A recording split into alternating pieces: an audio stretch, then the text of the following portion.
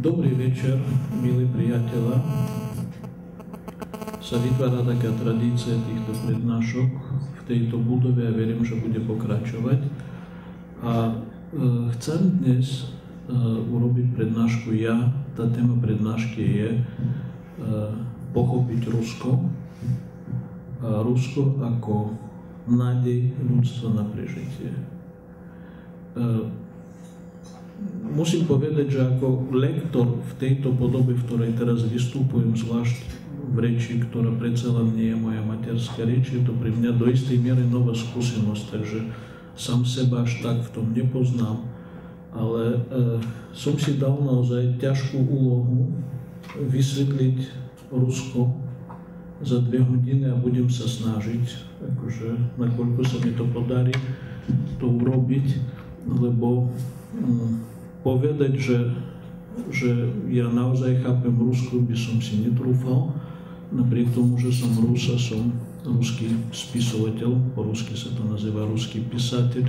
Ešte o tom asi jednu vetu. Ruský písateľ v ruskej spoločnosti má veľmi zvláštne postavenie, ktoré sa nedá asi porovnať s postavením píšuceho človeka v Európe. A ja si môžem dovoliť povedať, že som ruský písateľ podľa toho, koľko Rusov ma číta a pozná. Takže pochopiť Rusko, či sa to vôbec dá a ako sa to dá tak, aby po tej mojej prednáške, prípadne našej ďalšej besede, ste mali nejaký lepší obraz o tom fenoméne, ktorý sa nazýva Rusko.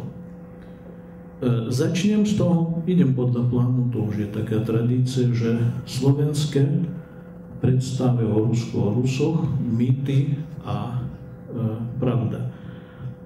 K tej pravde začnem z tej pravdy. Tá pravda je, ako vždy to býva v podobnom žánri, je moja osobná pravda, na ktorej ale trvám, za ktorú akože sa ručím do takej miery, do akej miery viem ju obhájiť. A o tej pravde bude celá prednáška, ale začnem z mýtov a slovenských predstav, tak ako ich poznám. Pre Slovákov Rusko je spojené, hovoríme ešte, to musím opresniť, budem hovoriť o tých Slovákoch, ktorých Rusko zaujíma.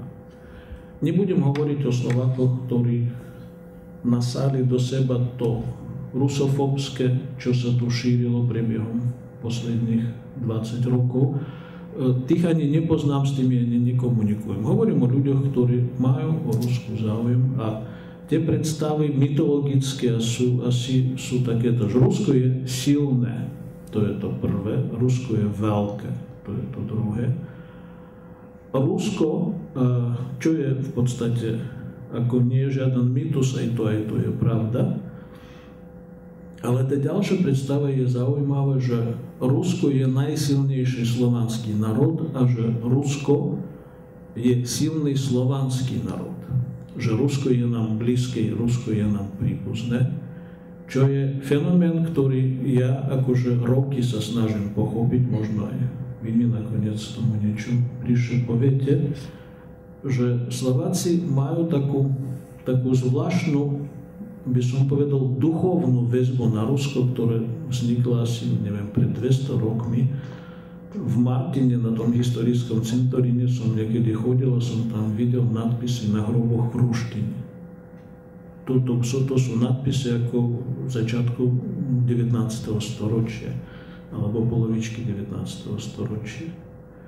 Takže tá ďalšia, keď hovoríme o tom, čo je ten systém tých predstav o Rusku, ten ďalší systém je, že Rusko zachráni Slovanov, Rusko zachráni slovanský svet, Rusko môže sa postaviť aj za Slovákov. No a to sú také ako pozitívne predstavy, hej. Ďalej s tým sú spojené také predstavy, že Rusko tým, že je silné, môže zobrať zodpovednosť.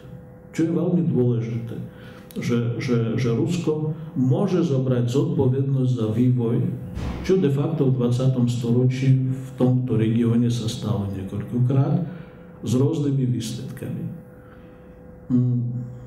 Čo je na tom, by som povedal, mytologické z môjho hľadiska? To je asi predstava Slovákov o tom, že Rusko a Rusi, čo chcem korigovať, že oni vnímajú slovanstvo tak, ako vnímajú Slováci. Lebo u Slovákov to celé ide cez to slovanské cítenie. Rusko ku slovanstvu ako takému má veľmi odlišný vzťah. O tom budem hovoriť podrobnejšie, ale Slováci sa snažia akoby to preniesť svoje veľmi zaujímavé a pekné pochopenie slovanstvo, unikátne svojím spôsobom, na to, že Rusi vnímajú slovanstvo tak. Rovnako, keď položím ja otázku ako človek, ktorý mal v sovietskom pasporte napísané nacionálnosť Ukrajinec, lebo som mal matku Ukrajinku a otca Ukrajinca. Keď si položím otázku teraz, že Ukrajinec, pre mňa Ukrajinec je tiež Rus. Pre mňa je to jedna časť jedného národa, takých ľudí možno je 20-30 miliónov. A keď položím ďalšiu otázku, a prečo Ukrajina a Rusko majú tak zložitý vzťah, a prečo oni spolu nehovoria o slovanstve tak, ako hovorili počas Veľkej vlasteneckej vojny, keď bolo napísané všade gej slaviane, a toto, tak na to budeme dlhšie odpovedať. Jednoducho ilustrujem ten rozdiel, že to slovanstvo pre Slovákov je, ako by som povedal, hlavná forma samoidentifikácie, čím Slováci povedia, že my sa líšime od Maďarov, od Nemcov, do istej miery od Čechov, lebo časť Čechov, značná časť Čechov seba ako Slováni necítia. Tak u Ruska so slovanstvom je to zásadne zložitejšie, keď dodám k tomu, že Rusko nachádza sa na obrovskom teritóriu, kde žijú stovky národov, z ktorých Slováni sú iba časť a kresťania sú iba časť a tak ďalej a tak ďalej a tak ďalej. Mal som taký jeden post od našej čitateľky, to sa zistilo, že je to mladé dievča, čo tak popísalo a som to uverejnil a veľa ľudí si to prečítalo, že Rusko tým, že nás obsadilo v roku 1945 v Jalte, no podľa tých jalských dohod, musím upresniť, že my žijeme stále v svete podľa Jalte. Asi to nikto ešte nevie, ale také drobné detaily, ako hranice v Európe, ktoré sa dodržavajú, kvôli ktorým už idú vojny na Balkáne, boli nakreslené v Jalte v roku 1944. Takže, že Rusko má zobrať zodpovednosť za tento prístor, malo zobrať a malo akože toto riešiť, to je asi tá predstava, ktorá mne, nie že poviem, že nie je blízka, ona je mne málo pochopiteľná, lebo s takouto predstavou v Rusku svojím spôsobom sa nedá žiť. To je, keď človek povie, že niekto zoberie zodpovednosť, a on potom to celé riadi, tak je to taká, by som povedal, pasívna predstava. Ale vyvolala to dosť veľkú odozvu našich čitateľov, to tak podporili. A tu chcem povedať, že asi ten základný mýtus, ktorý žije medzi Slovákmi o Rusku, je ten, že Rusko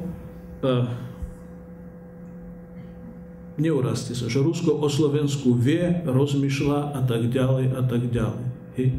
Ja nepoviem, že Rusko nevie o Slovensku, ale Rusko je činiteľom celého sveta a v tej činnosti Ruska Slovensko má takú akože veľmi variabilnú, by som povedal, a nie tú najväčšiu hodnotu, čo je pochopiteľné. Rusko je činné vo vzťahu k Spojeným štátom, k Číne, k Európe, k Nemecku a tak ďalej.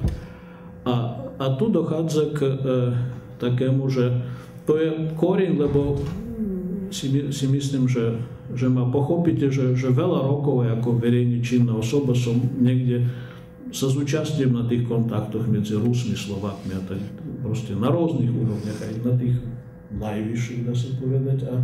A tam to je také nepochopenie, lebo Rusko má akože aj vedenie, aj celkovo by som povedal, ja som o Slovensku počul niečo, keď som mal 8 rokov. Mi to povedal môj starý otec, deduška Gríša.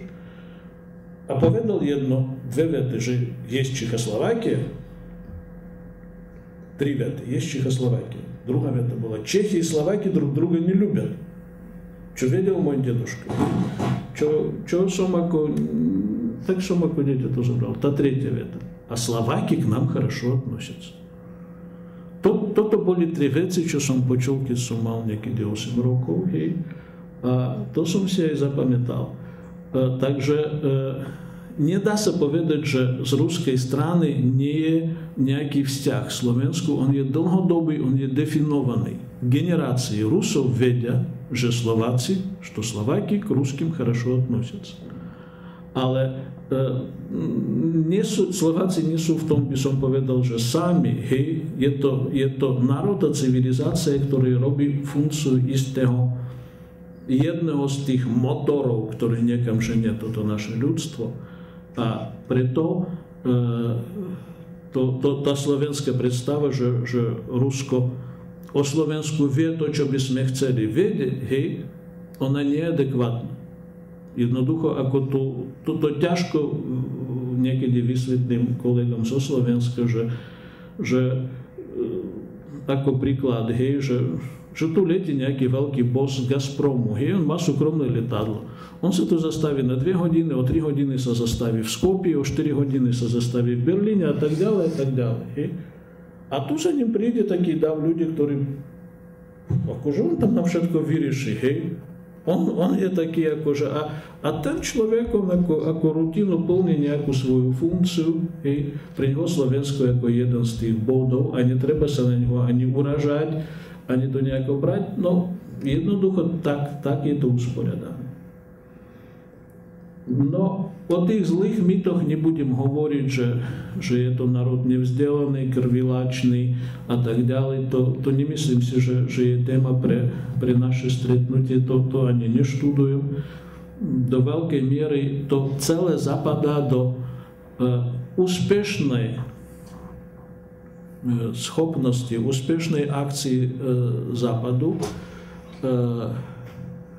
Západ vnímam tak, ako som vnímal v minulých prednáškach, ako istý civilizačný prvok. Vykresliť Rusko ako zlo, ako evil empire, ako ríša zla. Teraz ja budem popisovať ruskú civilizáciu a začnem ten popis z toho, že poviem, že ja nevnímam Rusko ako zlo. Keď my musíme rozdeliť Rusko na svet na zlo a dobro, ja vnímam Rusko ako ten prvok dobra. Budem sa snažiť vysvetliť prečo, budem sa snažiť to zdôvodniť. A preto tie predstavy rusofóbske, že proste nebudeme rozoberať, tieto mýty sa nás nedotknú. Ešte asi jedna spomienka na reakcia Slováka o Rusku, ktorá ma najviac zasahla v živote. Ja strašne ľutujem, že som nenašiel tohto človeka. To bolo okolo roku 93 alebo 4. Pani Kristínová ma pozvala na taký slovanský kruh. Nevedel som, čo to je. Jednoducho nejaká schodzka taká. Som tam prišiel, bolo tam dosť veľa ľudí. A som niečo hovoril, odpovedal som na otázky, lebo pozvali mňa ako hostia. A potom sa postavil starší pán. A veľmi pekný a veľmi dobre hovoril, absolútne, neviem odhadnúť, mal ďaleko za 70. A ten hovoril po rusky, čistou ruštinu. A on, lebo tam stále, ako, to bola doba, keď Rusko prežívalo ťažkú dobu a tí ľudia odo mňa chceli, aby som im povedal, že Rusko prežije, že to bude dobre, že to bude silné. Tak som vysvetloval, ako som mohol. A on povedal toto, že on strávil v tom gulagu 20 rokov života, mladosti. A že on nevie o Rusoch povedať ani jedno zlé slovo. а неколькократ то запаковал, либо цело говорил по-русски. Это удивительный народ. Это удивительный в такой ситуации, не умеем пресне приложить. Такой ужасный, обдивугодный народ. Это удивительный народ. А дьявол говорил, что что американцы на русов выскакивают, они вобец не ведят, что то есть. Они не ведят, что то есть за народ. То говорил человек, который 20 роков стравил в пекле, который мы не умеем себе представить, я себе представить toto пекло, представить лепше, лebo о том som čítal veľa kníh, som videl veľa toho, to naozaj tie tábory počas Stalina neboli žiadne sanatórium.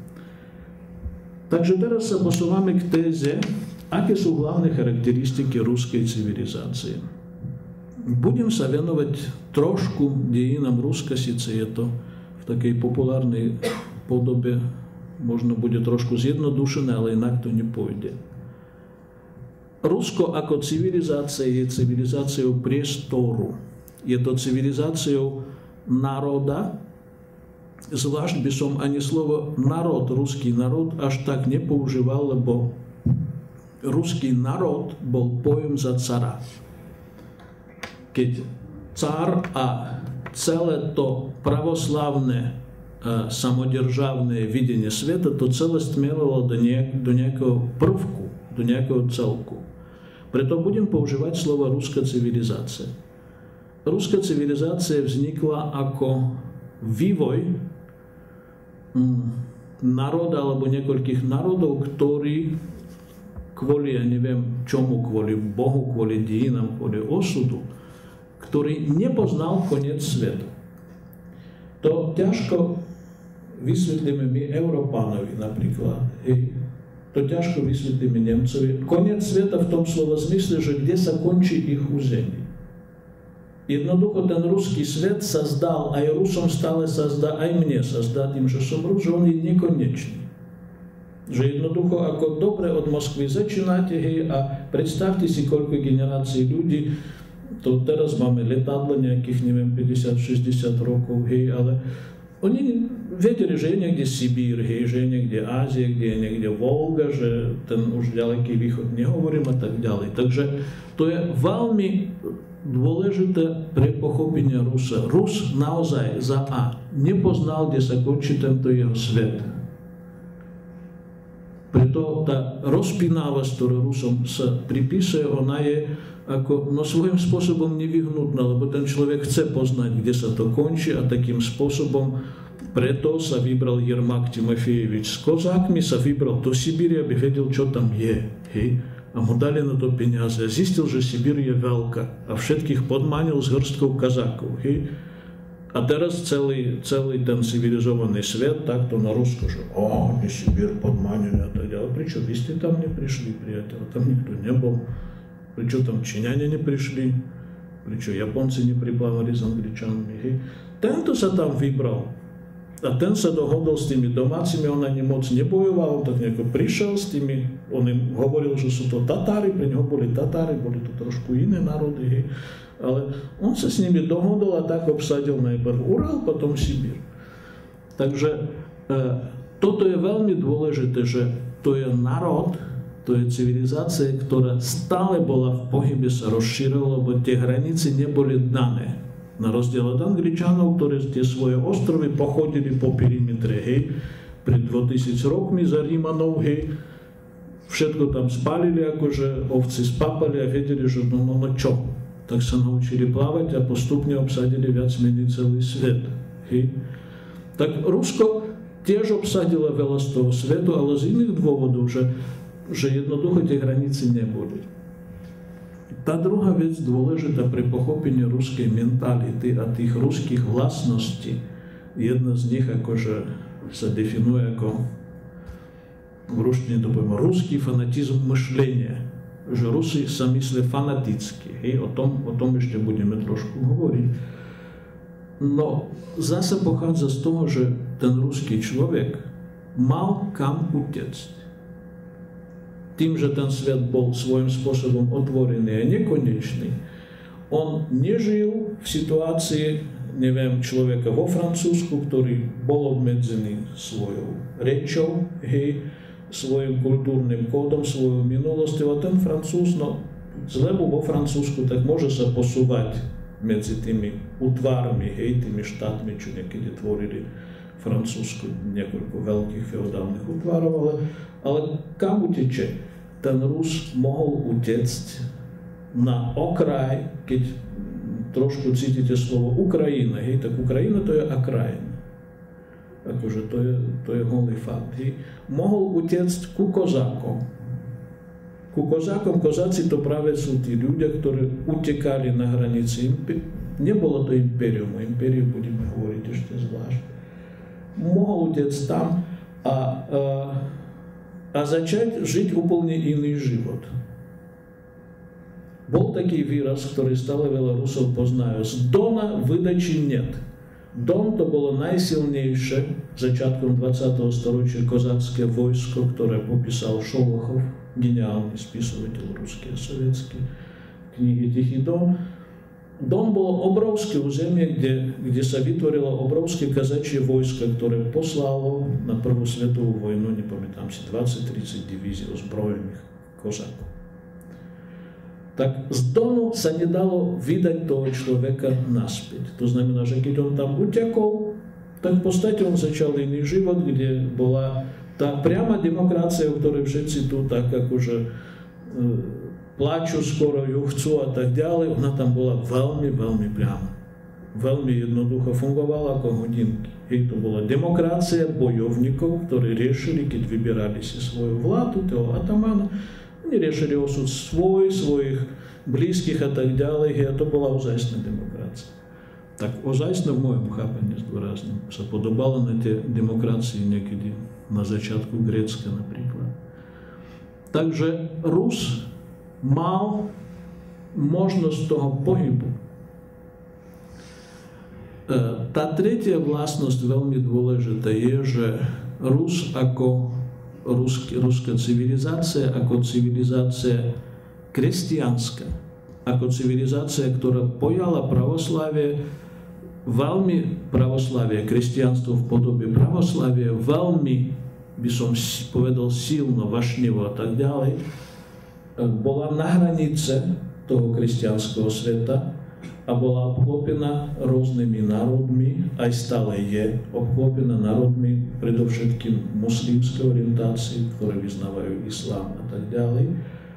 A preto Rusi vyvinuli v sebe takú zvláštnu schopnosť, ona je naozaj unikátna, spolu nažívať v tých zložitých veciach. Aké sú, akože, nemusím vám hovoriť, že skoro všetky vojny, ktoré sa vedli, až keď ľudia nevymysleli svetové vojny, mali viac alebo menej to náboženské pozadie. Hej, ten náboženský, duchovný aspekt bol veľmi dôležitý. Rusko vedlo nekonečné vojny s Turkami, s Tatármi, to trvalo storočie. Rusko zásadne vyhralo nakoniec tieto vojny. Ale žiadna nevraživosť vo vzťahu k islámu v Rusku nebola, nie je ani nebude. Čo je veľmi dôležité, lebo dnes viac ako 30% obyvateľstva Ruska sú ľudia, ktorí sa hlásia k islámu. Nie je jednoducho ako ruskí Tatári, keď na nich pozeráte, čo sú ruskí Tatári, to sú Rusia, ktorí oni o sebe vedia, že sú Tatári, ale sú to ľudia, ktorí nie že vyznávajú islám, ten islám bol tak potlačený počas sovietskej doby, ale keď vy prídete do mest, kde oni žijú, neviem, Nižný Novgorod, Kazaň, v Moskve je postavená obrovská mešita pri metre Prospekt Mír, obrovská, neuveriteľná. Vy nenájdete tam ani stopu nejakej Al-Qaede a tak ďalej, je to taká schopnosť spolužitia na tej najvyššej úrovni, ktorá je vlastná Rusom ako civilizácia. Keď hovoríme o ďalších vlastnostiach ruskej civilizácie, chcem spomenúť Fjodora Michajloviča Dostojevského. Je to Pre mňa hlavný spisovateľ som napísal disertáciu, román v podstate som ako filolog, odborník na Dostojevského. A on má taký výraz: всемирная отзывчивость русской души. Skúsim to preložiť, lebo slovo отзывчивость podobá sa na slovo odozva, ale by som to povedal citlivosť, celosvetová citlivosť ruskej duši. Toto je vlastnosť, ktorá de facto z Ruska, toto pomenoval Dostojevský lepšie, asi to nikto nepomenoval, lebo Rusi majú vlastnosť, ktorá ešte raz, ona nevznikla akože za jeden deň, ale nedá sa hovoriť, že tí predkovia súčasných Rusov, ktorí boli Poľania, Drevľania, čo žili okolo mesta Kyjev a tak ďalej, že oni túto vlastnosť mali, určite nie. Ona sa nejako vyvinula za niekoľko storočí. To je vlastnosť vytvoriť s inými národmi taký kód komunikácie, že títo národy sa vťahujú do toho ruského sveta. Akýmsi spôsobom. Tie spôsoby sú rôzne. Sa vťahujú dlho. Keď vy budete pozerať na situáciu na Kaukáze napríklad, keď o nej trošku viete, Rusko vťahuje, by som povedal, ten Kaukaz do svojho sveta minimálne takých 300-400 rokov. Povedať, že ho vťahlo, vôbec sa nedá. Kaukaz to sú desiatky národov, rôznych, žijú v horách, stále bojujú. Na Kaukáze vždy šla vojna a teraz my s vami sedíme, som pozeral správy ruské predtým, ako som išiel sem, akože zavraždili novinára prvého kanála z okolnosti ruského kanálu, čo je také akože veľmi trúfale, že zavraždili v Kabardino-Balkárii. Dnes sa to stalo. Ide vojna. Na Kaukáze ide vojna. A ešte raz, tá vojna tam ide 300-400 rokov. A tie posledné epizódy tej vojny, čo bola čečenská vojna začiatok 90. rokov, boli mimoriadne krvavé, hrozné a tak ďalej. Ale ak by Rusko ako civilizácia odišlo z Kaukázu, tam sa vypukne masáker, ktorý títo národy prestanú existovať. A toto každý z tých národov, či už sú to Arménci, či sú to Azerbajdžanci, či sú Gruzíni, tak, alebo oni to vnímajú, oni to cítia z dejín. Že áno, ako nemôžem vôbec povedať, že z tých dominantných národov, čo som vymenoval, najsilnejších, ale to je zvláštne miesto, kde naozaj všetky svany a tak ďalej, ich môže byť 5000, ale oni nie, že sa cítia ako národ, oni sú národom. Oni sa správajú ako národ, a to tie svoje niekoľko dedín, bránia posledných 1000 rokov veľmi úspešne. Sa menia rôzne režimy a tak ďalej a oni sa bránia proti toho ďalšieho malého národa. To je veľmi zvláštne teritorium, Kaukaz. A bude taký. Ale v konečnom dôsledku ten vplyv Ruska na tom Kaukaze je taký, že keď zoberieme teraz to z inej strany, vplyv Ruska na Kaukaze, zaujímavá téza, je silný, ide vojna. V Moskve 2 milióna Azerbajdžancov prišli za posledných akože 20 rokov. Do 500 000 Gruzínov, zdôrazním v Moskve, lebo Moskva nie je Rusko.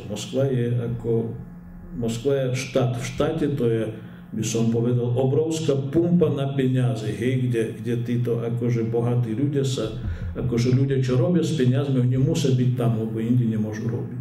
Takže Azerbajdžan, de facto sú tu Turci, 2 milióna v Moskve. Gruzín minimálne 500 000. Arméncov nikto nevie zratať, to je najprefikanejší národ. Prefikanejší neexistuje, takže ich ani zratať sa nedá. Ale je ich veľa. Množstvo Čečencov, ktorí vytvorili najsilnejšie kriminálne klány, lebo to je národ zabijakov de facto, nech sa neurazia, ak sú tu Čečenci, ale ja si to úprimne myslím. Akože to je národ bojovný mimoriadne, títo majú v Moskve a tak ďalej, môžem ďalej pokračovať, koľko tých Kaukázcov, sa presadilo, to nie iba Moskva, to je Ukrajina, aj Kyjev a tak ďalej, a tak ďalej, a tak ďalej. Takže ten proces, keď hovorím, že Rusko do seba tie národy vstrebáva akýmsi spôsobom a vytvára niečo, čo na západe teraz reklamujú posledné 10 ročia ako multikulturalizmus, tak Rusko toto slovo nepozná. Naozaj nepozná, ale môžem povedať, že ten vplyv Ruska, ktorý ja som osobne vedel pocítiť, tak veľa som po Strednej Ázii necestoval, som videl mesto Biškek v Kyrgyzsku. Teraz ako, poloprázdne miesto v 30. rokoch. Vybudoval sa, by som povedal, národ. Mesto sa nazývalo Frunze. Ten civilizačný vplyv tých Rusov na Kyrgyzov, ja som videl na vlastné oči iba 4 dní. On teraz pokračuje tým, že Kyrgyzov v Moskve je zase, to je ďalšie, to nie je Kaukaz, ale ďalej ich ratajú v Moskve, pracujú. Keď dávajú tie cifry, ja chcem pochopiť z tých 10 miliónov aspoň jeden Rus je, alebo nie je. Keď dávajú cifry, koľko tých ľudí pracuje v Moskve, lebo Kyrgyzov tiež ratajú na 1 milión Turkmenov, ratajú na 1 milión Uzbekov, na 500 000 a tak ďalej. Ale pravdou je, že v tomto meste sa zmenilo obyvateľstvo totálne a sa mení každý rok. Takže toto je tá всемирная отзывчивость ruskej duši, ktorá je unikátnou vlastnosťou ruskej civilizácie. Aspoň si to myslím. Myslím, že iná civilizácia silná, vplyvná v tomto svete, ktorá má to veľmi pekné slovenské slovo tykadla, ktoré má tie komunikačné schopnosti vytvoriť vzťahy s inými národmi, v tomto asi bude tá prednosť Ruska. Prednosť, vlastnosť, tak by som povedal, lebo sú aj iné civilizácie, ktoré vytvárajú tiež vzťahy, vytvárajú to iným spôsobom.